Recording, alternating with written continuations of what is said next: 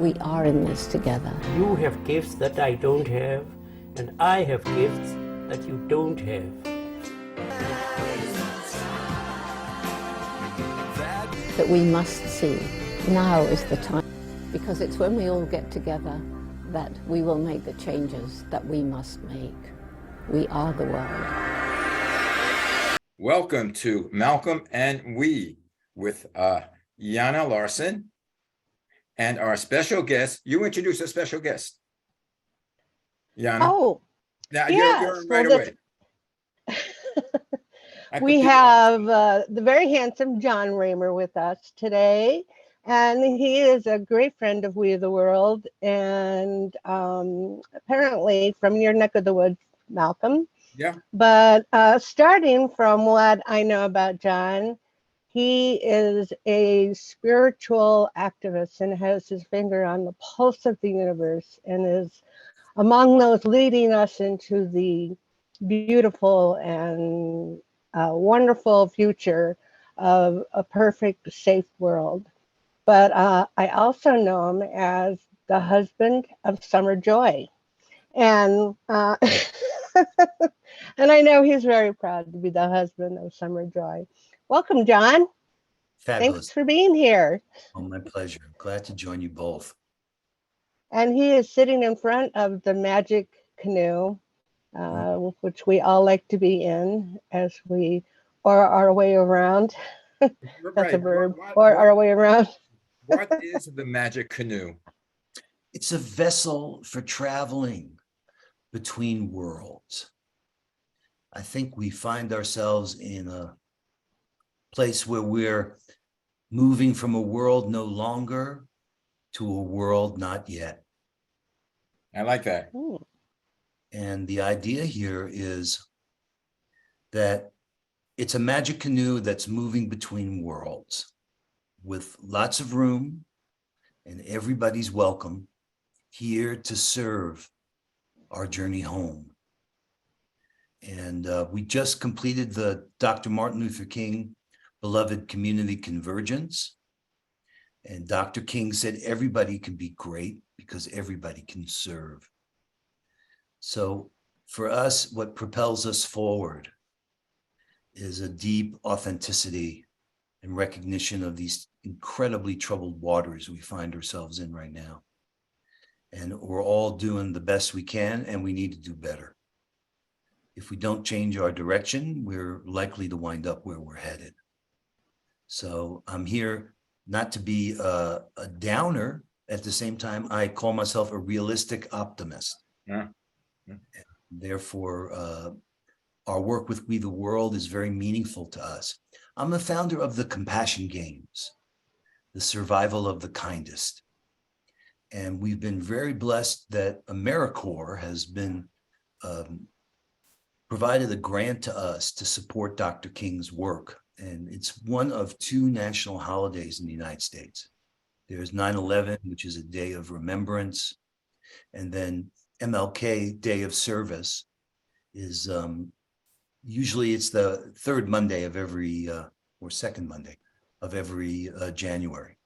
So what we do is support groups like We the World and others to help spread the word.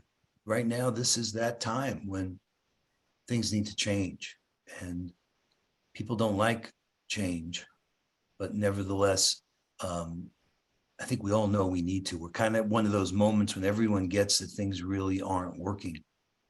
And it's one of those moments where not only do we get that things aren't working, we're getting that everyone else is getting that things aren't working. And we're a big fan of what we call non-state actors. We're not looking to the government to do this for us.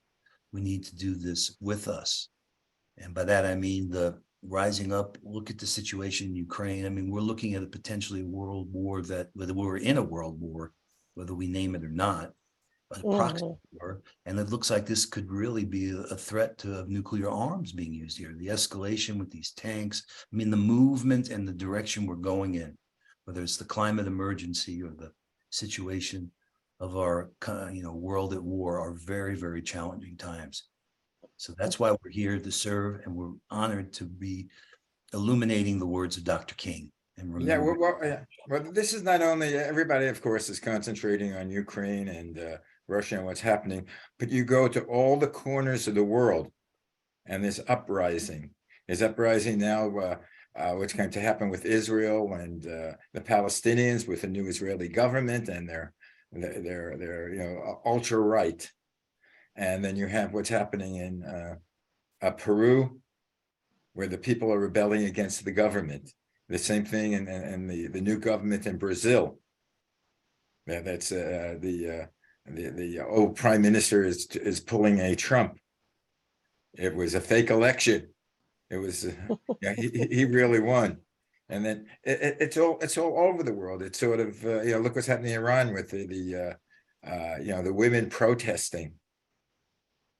Right, right. Well, look what's happening in our own country. In our own country, well, that's what happened last week. The tragedy of Tyree Nichols.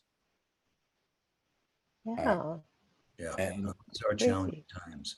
it's very challenging, and there has to be something above government, because I know personally from this government, it's not functioning. And it's all controlled by money, because people, our legislator, just going off on my own tangent, the legislature is controlled by the money people. They control, especially you talk about the House of Representatives. As soon as they're elected, what's the first thing they do? Campaign for their funding for their next campaign. They're only there 2 years. I know, I was stunned when I found myself agreeing with Matt Gaetz. You should be stunned.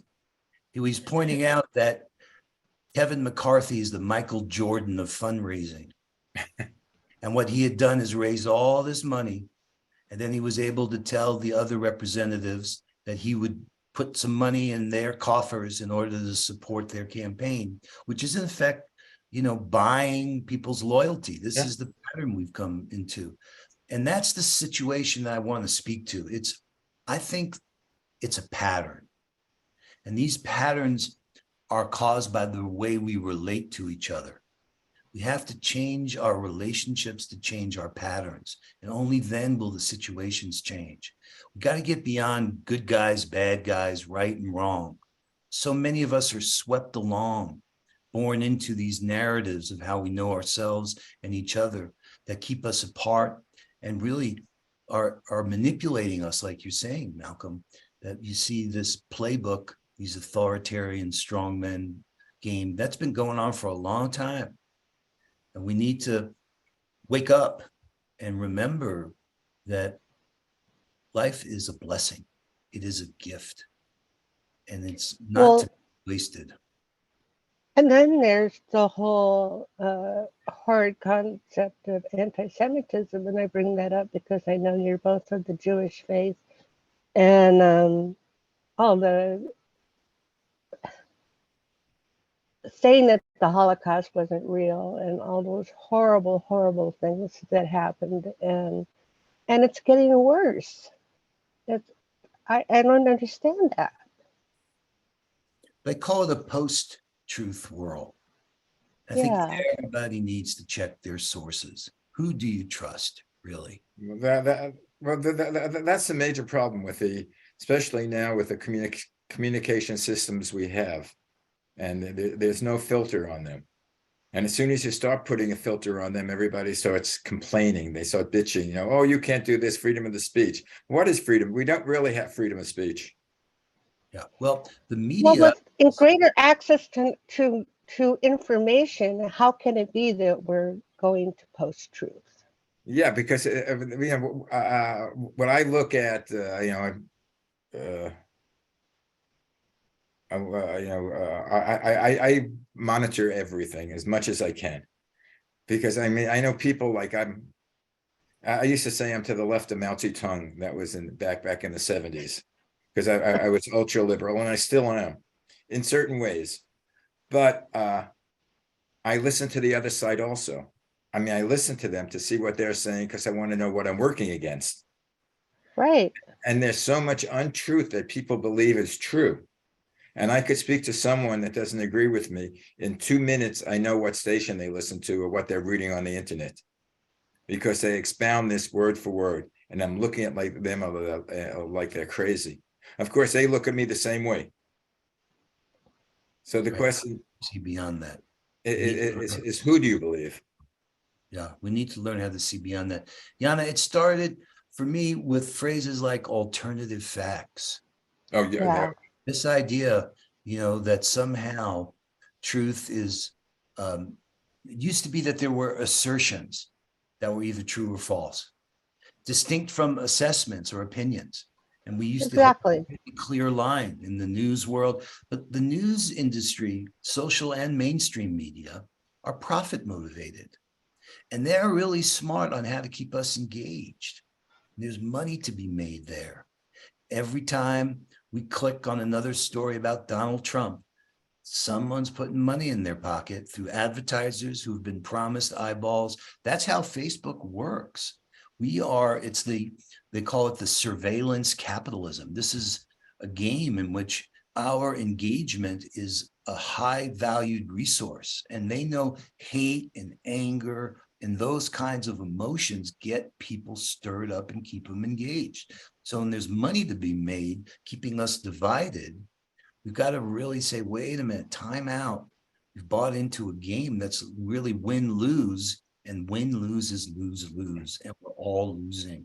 Yeah, I came to my political awareness during the Kennedy administration, around that period, at the beginning of the 60s, which I don't know if anybody's alive that still was around. But anyway, at that time, the news was a nonprofit. The news was a money loser for the networks. They weren't supposed to make money off it. They were supposed to be a public service, right, type of endeavor. And you had So when Walter Cronkite said something, you could believe it. Yeah, Walter Cronkite. In fact, there was something yesterday, and when he announced that JFK was dead, the official death notice of JFK, and you saw there he took off his. I don't know if you've seen this famous clip. He takes off his glasses and he sort of says it, and then he stops for about 10 seconds, and he's holding back his tears. But that, I mean, that's sincerity, and basically. One of the reasons that they stopped the war in Vietnam was Walter Cronkite, because all of a sudden he became against it. He started to do his newscast, and he was the most trusted person in the country. There ain't nothing like that today. In fact, I even get pissed off at the liberal press because they keep on harping on the same thing. They don't give news; they give opinions. Right. Well, they give a lot of opinions. They give opinions. There is some. Whether I agree with them or don't agree with them, that's not the issue. The issue, after they say their first two words, you know where they're going. Because the first two words generally color what they're going to say. Because they're making opinion-oriented comments. It's not the news. Right. So who do you listen to? Well, or do you? I listen to myself. No, well, yeah, what I have to do. Well, that's a danger, Malcolm. We need to all be aware of that. Right. Well, when I take over the world. No, I know. Well, I don't know. I studied 2 years of philosophy over at City College. And that was one of my minors. And I believed, I think it was Plato who said, if kings can't become philosophers, philosophers should become kings. And I almost don't believe in a democracy, but benevolent dictatorship. Except we've never had a benevolent dictator. Yeah.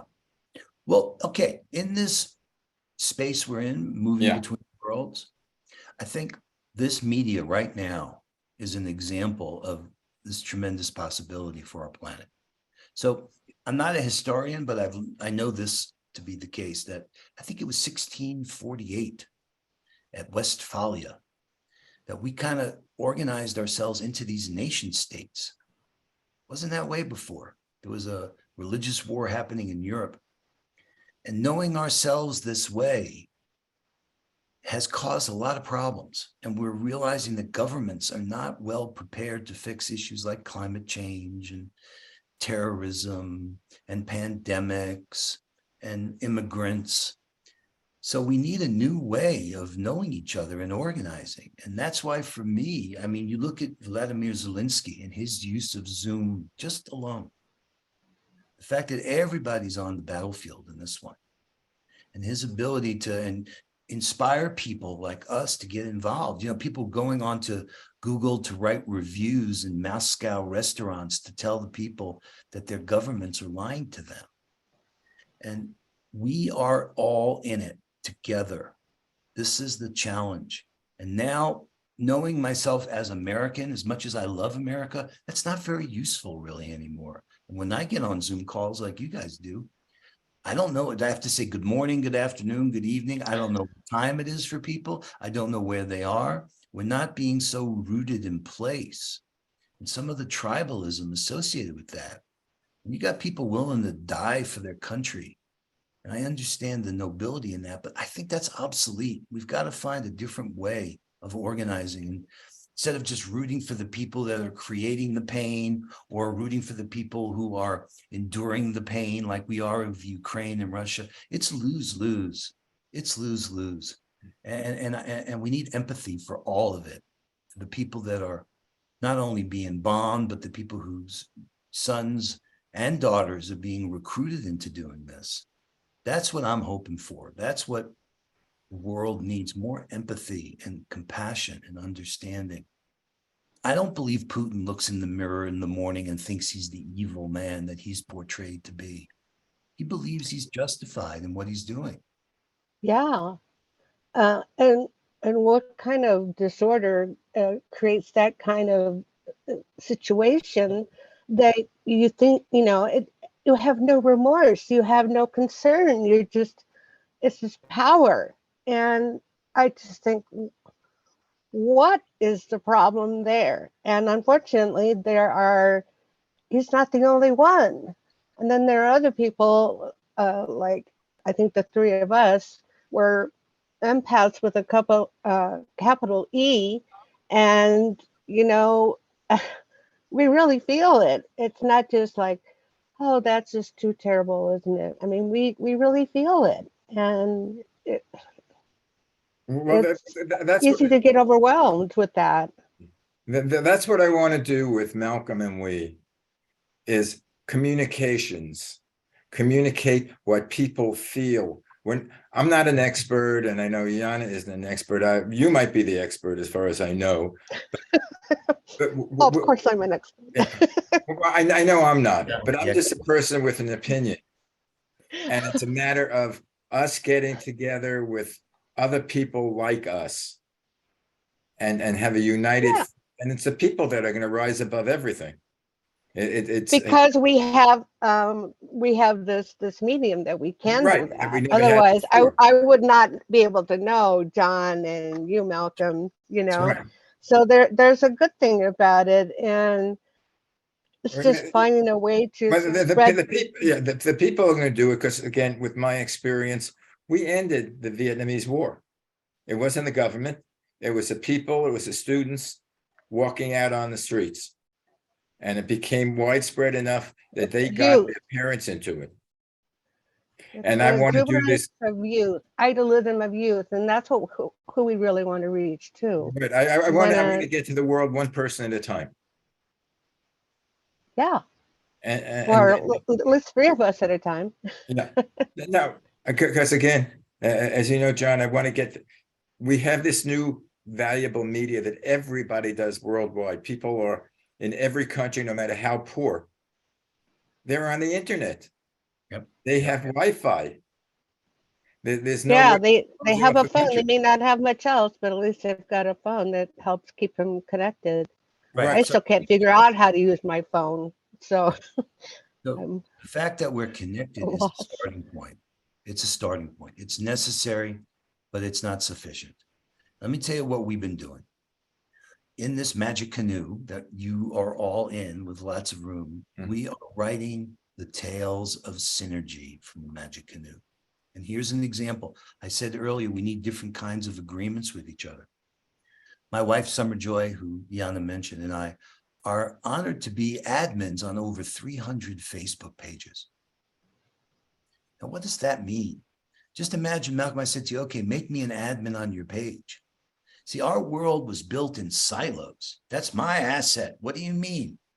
If I give you admin privileges, you could delete that page. How can I trust you? Trust is everything. But the trust that's been placed in us allows us to support each other in unprecedented ways. So when one of our member, like We the World, goes live, that live stream can be turned into a sine wave by it being shared on many people's pages. This is just one little example of what could happen when we start to work collaboratively together. We don't know how to do that. Everybody says they want to do that. And I believe that they mean it. But when it comes right down to it, it's not so familiar to actually attract, make space, realize you're wrong, be open, be flexible, be adaptive, really be present for each other. In the indigenous world, they say authenticity grants authority. And we need to learn how to get real fast. This To is be human beings. exactly. It's so funny that we're finding that we can be real in the virtual. We had to get into a Yes. virtual space Yeah. to be able to Yeah, start. we can have close friendships even if we aren't in the same physical space together. Yeah, I mean, what I love about this, of course, I know, are you in New York now, John? I'm No, in he's in the Bozeman, Montana. Well, you're in Oh, you Montana. are? Well, he lives in Washington State, though. I live so on in Whitney. the- I'm here serving some family members that need Oh, okay. I'm in Los Angeles, and Ohio. Jan is in Love Ohio. Ohio. Yeah, and we've had our shows. If you look at the past shows, we've had people from Uganda, Tanzania, Tanzania. Tanzania. It's a But new world. what I'd love to do with you is talk to you when we get off the show and see if we could do a regular show with you, whether it be once a week, once a month. Well, I'll tell you what I'm really good for. It's the people I'm serving that you want on your show. Like, for instance, Nina Meyerhoff. So Nina started the One Humanity Institute. She went over for years working with the government in Poland and has transformed Auschwitz into a city of hope and house of hope. There is a building there that was a bakery donated to her, that they've been housing Ukrainian refugees. They call them guests there. This is a story of synergy from the Magic Canoe, about love and compassion. I'm going to be on a call after this with Brother Phil Lane, Hereditary Chief Phil Lane Jr., and what he's been doing to unify and the reunion of the eagle and the condor and the quetzal and the growing recognition of the indigenous wisdom and the need for healing. I have many people I'm serving, Malcolm. That's really the Help best. us connect. Really. Okay. What I'd like to do is the hardest thing for an interview show when you don't have full staff is getting scheduled guests at a scheduled. I'm working on it. Yeah, she's working. But we could do either again, if you would be willing to help us get the guests and get the leads, we could do independent shows where I could do either with me, Yana, and another show, or with me alone, or with Yana alone. Just getting them on and exposing them. Right. So it's also the reach. You see, what the Compassion Game started this sign alliance. Mm-hmm. Synergized impact network exchange. That's what a tale of synergy is about, making synergy. It's about coming together to weave our strategies together, to turn what we have into what we need. And reach is one of the concerns that people are going to have. They're going to come on the show. They wonder, well, how many people am I going to reach? And we've used this word refine. It's an acronym for us. It's everything that sign's about. So the R is for reach. How do we reach more people? The E is for engagement. How do we then engage with those people now that we've reached them? How do we build the relationships? Funding is the F. How do we sustain the work so we have the resources we need? Mm-hmm.